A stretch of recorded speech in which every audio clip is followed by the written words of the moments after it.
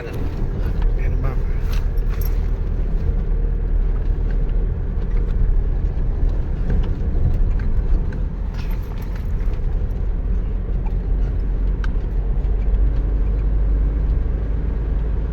ถึงงานเด่นแล้วทุกคน ก็ให้ปุ๋ยกลอดอะไรอย่างเนี่ย ฮะ ไม่ให้ปุ๋ยกลอดอะไรอย่างเนี่ย เนี่ย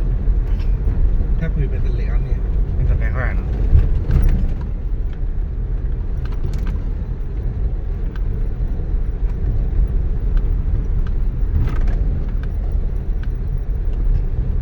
เลยเหมือนตะปรีเลย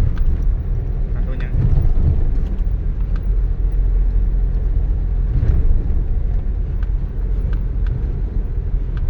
อะไรเงี้ยโลวอนอฮิเซอร์อะไรบ้าวอนอฮิคีเตอร์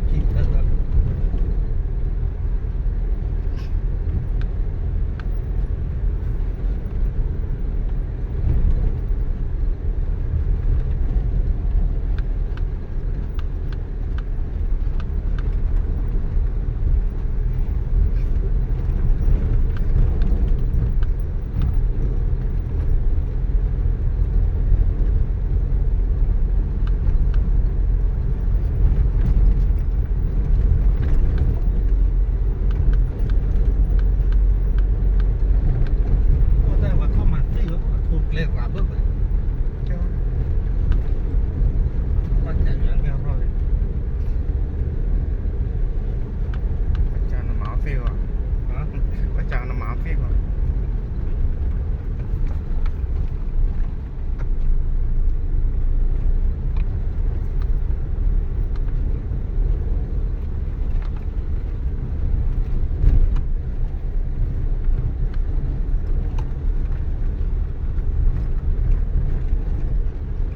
ตู้หลอดมีหมดไหม